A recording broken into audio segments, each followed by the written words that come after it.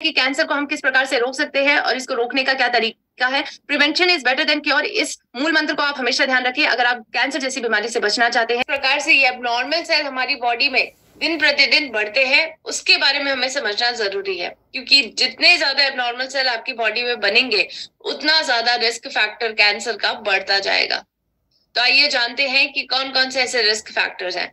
सबसे पहला risk factor अगर आप समझे तो वह है हमारा स्मोकिंग। जी हाँ, स्मोकिंग और तंबाकू का सेवन अगर आप करते हैं तो आज ही से करना बंद कर दें, क्योंकि तंबाकू और स्मोकिंग के सेवन करने से आपकी बॉडी में कैंसर का रिस्क भी बढ़ जाता है। जी हाँ, अगर आप नहीं जानते तो मैं आपको बताना चाहूंगी, ये बहुत ही भयावह समस्या है एक प्रकार से, और इसके कारण आपकी बॉडी में अनेकों प्रकार के टॉक्सिन्स जाते हैं। जी हाँ, जब हम स्मोकिंग करते हैं या फिर किसी निकोटीन युक्त पदार्थ का सेवन करते हैं जैसे कि तंबाकू, तो उसके कारण आपकी बॉडी में अनेकों प्रकार के टॉक्सिन्स जाते हैं और ये टॉक्सिन्स कहीं ना कहीं हमारे इम्यून सिस्टम को वीक बनाते हैं।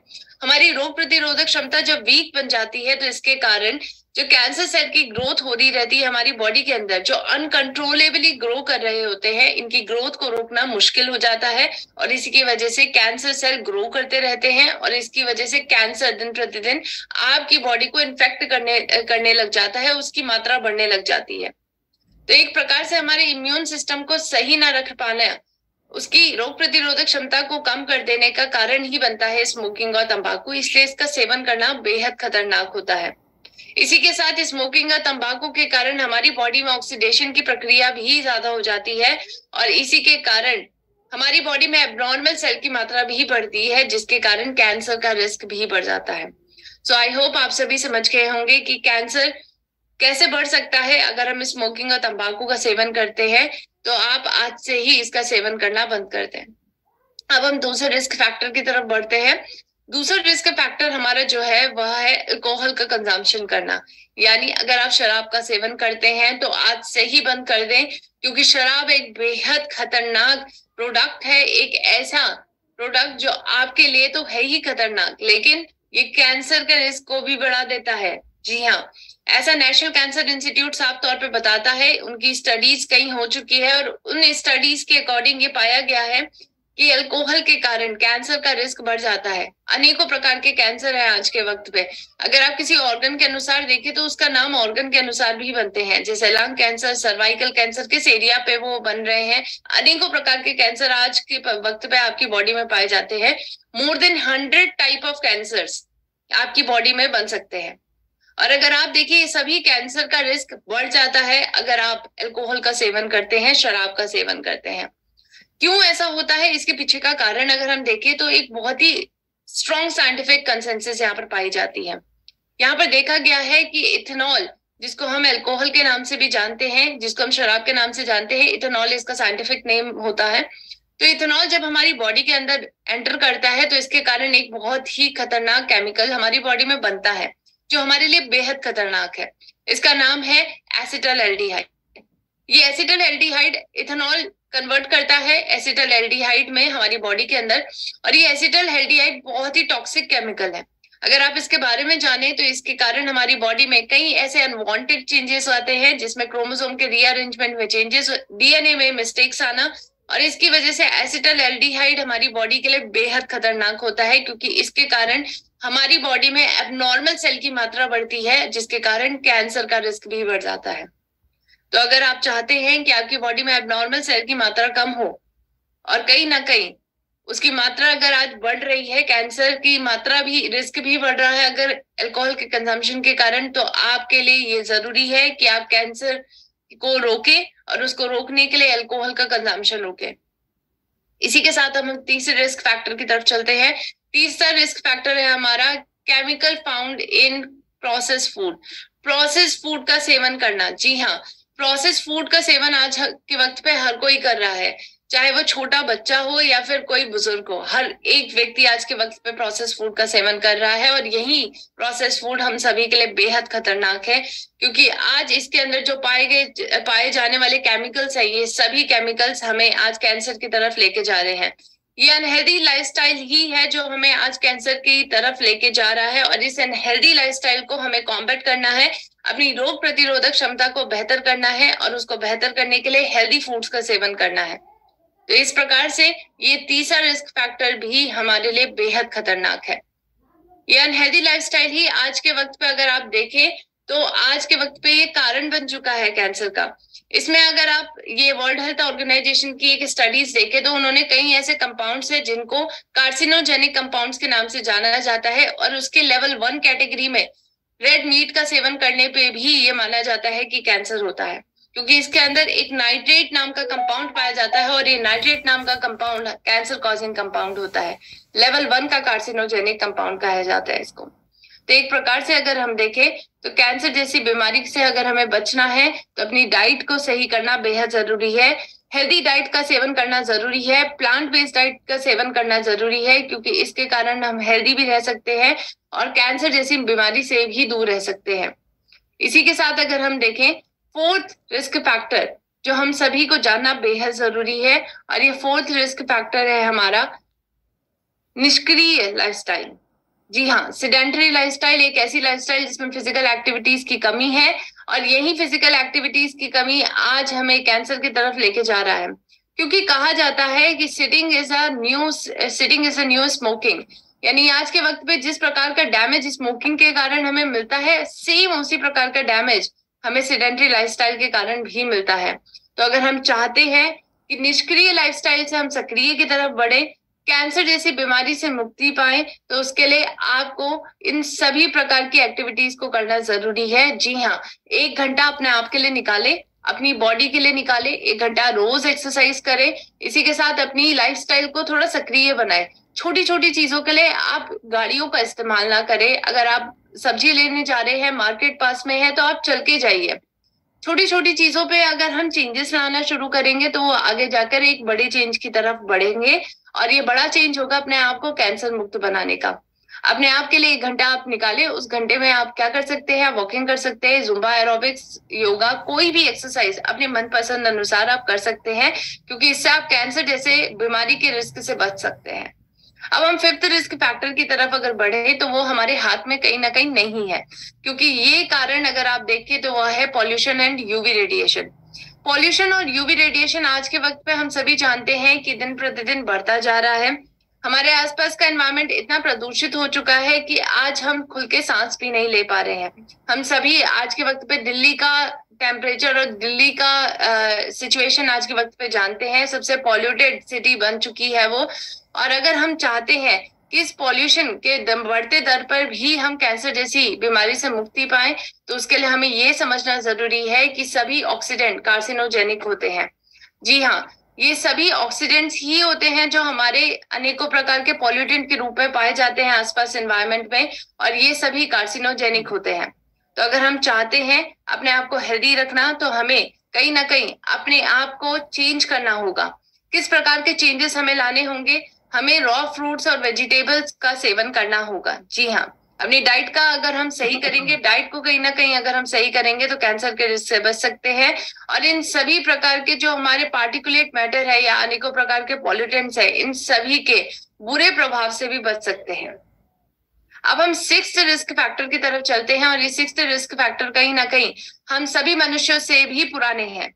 जी हाँ, ये है हमारे वायरसेस, हमारे माइक्रोबियल कम्युनिटी, हमारे बैक्टीरिया, फंगाई, प्रोटोजोआ, ये सभी प्रकार के अगर हम देखें, ये सभी माइक्रोबियल एक्टिविटी के नाम से या माइक्रोब्स के नाम से हम इन्हें जानते हैं, और ये हम सभी मनुष्य से कहीं पुराने हैं। कई वक्त से ये यहाँ पर अर्थ में पाए जाते हैं और आज भी पाए जाते हैं, और यही रोगाणु विषाणु आज हमारे लिए बेहद खतरनाक है, क्योंकि इसकी वजह से हमें अनेकों प्रकार की समस्याएं देखने को मिलती हैं। आपकी बॉडी में इसके कारण अनेकों प्रकार के इन्फेक्शंस होते हैं, बैक्टीरियल इन्फेक्शन हो या फंगल इन्फेक्शन हो, इसी के साथ हेपेटाइटिस हो, ये सभी आगे जाके कैंसर जैसी बीमारी को भी जन्म दे सकते हैं। तो इसलिए जरूरी है अपने आप को इन सभी प्रकार के रोगाणु और विषाणुओं से बचाना, और अगर रोगाणु और विषाणुओं से आप अपने आप को बचाना चाहते हैं, उसके लिए इम्यूनिटी बूस्टर्स का इस्तेमाल करना बेहद जरूरी है। इसी के साथ अब हम बढ़ते हैं 7th रिस्क फैक्टर की तरफ, और हमारा नेक्स्ट रिस्क फैक्टर है इन्फ्लामेशन। जी हाँ, ये इन्फ्लामेशन अगर आप देखिए, इसको हम सूजन का नाम भी, इस नाम से भी जानते हैं, और ये सूजन ना सिर्फ बाहरी तौर पे होती है परंतु अंदरूनी तौर पे भी हमारे अंदर पाई जाती है। और ये अंदरूनी सूजन ही आज के वक्त पे बेहद खतरनाक बन चुकी है, क्योंकि इसके कारण आपको अनेकों प्रकार की बीमारियों का उदय होता है और इन बीमारियों में कैंसर जैसी बीमारी भी आती है। तो अगर आज हम चाहते हैं कि अगर हम कैंसर से बचना चाहते हैं तो उसके लिए हमें इन सभी रिस्क फैक्टर को कॉम्बैट करना होगा। इन सभी रिस्क फैक्टर को चुन चुन के मारना होगा, चुन चुन के अपनी जिंदगी से इन्हें निकालना होगा। और उसके लिए हम क्या कर सकते हैं? उसके लिए अगर हम देखें, हमारे पास होम रेमेडीज भी हैं, उसके लिए हमारे पास न्यूट्रास्यूटिकल का इस्तेमाल करना भी है, लाइफस्टाइल मॉडिफिकेशन करना भी है, और अगर आप चाहें तो फार्मास्यूटिकल ड्रग्स का इस्तेमाल करना भी है। लेकिन कौन सा ऐसा सॉल्यूशन है जो हमारे लिए सबसे बेटर है, सबसे बेस्ट है, जिससे हमें किसी भी प्रकार का साइड इफेक्ट नहीं होगा? आज हम उसके बारे में जानेंगे। सबसे पहले मैं आपको बताना चाहूंगी होम रेमेडीज के बारे में। आप अपने घरेलू तौर पे क्या क्या चीजों का इस्तेमाल कर सकते हैं जिससे आप कैंसर रहित रह सकते हैं। उसके लिए आप हल्दी का इस्तेमाल करें, जिंजर यानी अदरक का इस्तेमाल कर सकते हैं, लहसुन का इस्तेमाल कर सकते हैं। ये तीनों चीजों के अंदर अगर आप देखें, एंटी कैंसर प्रॉपर्टी नियुक्त ये पाए जाते हैं, इनके अंदर ये सभी प्रॉपर्टीज पाई जाती हैं, तो आप इनका सेवन जरूर करें। इसी के साथ और कौन से सॉल्यूशन है हमारे पास जो कहीं ना कहीं अफोर्डेबल है, ऐसे सॉल्यूशन जो हमें इन सभी रिस्क फैक्टर को कॉम्बैट करने में मददगार साबित हो, बहुत ही इफेक्टिव सॉल्यूशन हो। इस सॉल्यूशन के बारे में अगर हम जाने तो वह है हमारा गामा ओरिजिनॉल। जी हाँ, गामा ओरिजिनॉल एक ऐसा सॉल्यूशन आज के वक्त में भारतवासियों के लिए बन गया है, जो कहीं ना कहीं एक ऐसा रामबाण इलाज है जिसको आप हर एक बीमारी में इस्तेमाल कर सकते हैं। कोई बीमारी उठाएं और देखें कि उसमें गामा ओरिजिनॉल का इफेक्ट है कि नहीं, और आप पाएंगे कि उसका बेहतरीन इफेक्ट पाया जाएगा उस बीमारी पे। आज हम भी आश्चर्यचकित हैं और आप भी आश्चर्यचकित हैं इसके मिराकुलस प्रॉपर्टीज के बारे में। और कहीं ना कहीं आज हमें यही जानना है कि गामा ओरिजिनॉल किस प्रकार से एंटी कैंसर एजेंट की तरह काम करता है। अगर आप इसके काम करने के मैकेनिज्म के बारे में जाने तो हम सभी जानते हैं कि एक बेहतरीन नेचुरल पावरफुल एंटीऑक्सीडेंट है।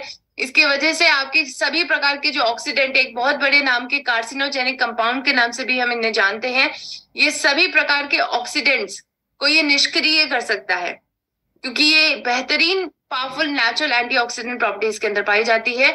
दूसरा, इसके अंदर पाया जाता है एंटी इन्फ्लामेटरी प्रॉपर्टीज। तो कहीं ना कहीं ये आपकी बॉडी में इन्फ्लामेशन जो अंदरूनी लेवल पे होती है उसको कॉम्बैट करेगा और आपको कैंसर मुक्त बनाने में हेल्प करेगा। और तीसरा आयाम जिसपे ये बेहतरीन तरीके से काम करता है वो है आपकी रोग प्रतिरोधक क्षमता को बढ़ाना। तो इम्यूनिटी बूस्टिंग का काम ये करता है, और इस प्रकार से आप सभी प्रकार के रोगाणु विषाणुओं के कारण जो अनेकों प्रकार के हमें रोग होते हैं और उसके कारण कैंसर होता है, तो कहीं ना कहीं उससे भी आपको बचाएगा। तो ये एक ऐसा पावर पैक है जिसमें आपको पावरफुल नेचुरल एंटीऑक्सीडेंट की भी पावर मिलेगी, एंटी इन्फ्लेमेटरी एजेंट की भी पावर मिलेगी और इम्यूनिटी बूस्टिंग एजेंट की भी पावर मिलेगी, और यही सब मिलके आपको कैंसर जैसी बीमारी से बचाएंगे। जी हाँ, अगर आप देखें इस पे नंबर ऑफ क्लिनिकल ट्रायल्स हो चुके हैं, और ये क्लिनिकल ट्रायल्स में 2015, 2013, 2012 की स्टडी ये साफ तौर पे बताती है कि किस प्रकार गामा ओरिजिनॉल प्रोस्टेट कैंसर के ट्रीटमेंट में मददगार साबित होता है। साथ साथ ये भी पता चला है कि गामा ओरिजिनॉल के इस्तेमाल करने से साइटोटॉक्सिक एजेंट का रिडक्शन होता है, जिसकी वजह से कैंसर कीमो प्रिवेंशन भी होता है। इसी के साथ साथ 2012 की स्टडी ये साफ तौर पे बताती है कि किस प्रकार गामा ओरिजिनॉल के अंदर एक प्रोसेस पाई गई है, इनहिबिशन प्रोसेस पाई गई है एंजियोजेनेसिस की प्रोसेस। एसआईपी की शुरुआत करना चाहते हो, आप ऑटोमेटिकली अपने महीने की सेविंग्स को एसआईपी में इन्वेस्ट कर सकते हो। सिर्फ 500 रुपए के साथ आप अपनी गुरुदेव आपका बहुत बहुत धन्यवाद। आप हमको अपना कहानी बताने का मौका दिए। हम बहुत लकी हैं कि इतना बेहतरीन बिजनेस, दुनिया का सबसे बेहतरीन प्लेटफॉर्म जिसका नाम है आरसीएम बिजनेस, दुनिया का सबसे बेहतरीन लाइफ, आज एक प्लेटफॉर्म में हमको बात करने का मौका मिला, अपना जीवनी रखने का। तो यहाँ जितने भी भाई हैं, जितने भी बहन हैं, जितने भी माताएं हैं, आप सबको आज का नारी सशक्तिकरण के जो ये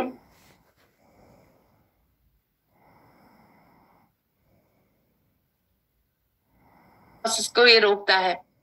जी हाँ, एंजियोजेनेसिस की एक ऐसी प्रोसेस है जिसको हम कहते हैं, जिसमें हमारे एबनॉर्मल सेल की ग्रोथ होती है, और एबनॉर्मल सेल की ग्रोथ होती है उसके ब्लड सप्लाई मिलने के कारण। तो क्या करता है हमारा गामा ओरिजिनॉल, ये इसके ब्लड सप्लाई को ही कट कर देता है, जिसकी वजह से कैंसर सेल की ग्रोथ होना बंद हो जाती है। तो इसी को हम एंजियोजेनेसिस के प्रोसेस के नाम से जानते हैं, और उसके इनहिबिशन में यानी उसको रोकने में काम करता है गामा ओरिजिनॉल। 2012 की स्टडी और 2009 की स्टडी भी साफ तौर पर बताती है कि किस तरीके से गामा ओरिजिनॉल के अंदर एक मिराकुलस कंपाउंड पाया जाता है जिसका नाम है साइक्लोआर्टेनॉल फेरुलेट। इस साइक्लोआर्टेनॉल फेरुलेट बेहद इंपॉर्टेंट कंपाउंड है अगर आप कैंसर को हराना चाहते हैं तो। 2003 और 1998 की स्टडी भी साफ तौर पे बताती है कि किस प्रकार गामा ओरिजिनॉल बेहतरीन काम करता है एंटी एंजियोजेनिक मैकेनिज्म को रेगुलेट करने में, और साथ साथ ये भी पाया गया है कि साइक्लोआर्टेनॉल फेरुलेट भी बेहतरीन काम करता है आपके सभी प्रकार के ट्यूमर प्रोमोटिंग इफेक्ट को खत्म करने में। इसी के साथ अगर हम देखें आज के वक्त पे भारत के बड़े बड़े डॉक्टर्स, बड़े बड़े एक्सपर्ट्स भी ये मानते हैं कि गामा ओरिजिनॉल के इस्तेमाल करने से आप कैंसर जैसी बीमारी को प्रिवेंट कर सकते हैं। और आइए जानते हैं हमारे एक्सपर्ट जो जानते हैं, मानते हैं कि गामा ओरिजिनॉल के अंदर ये मिराकुलस प्रॉपर्टी है। डॉक्टर राहुल भार्गव जी की स्टेटमेंट भी आज हम सुनेंगे, तो आप सब ये सभी स्टेटमेंट को थोड़ा ध्यानपूर्वक सुनिए।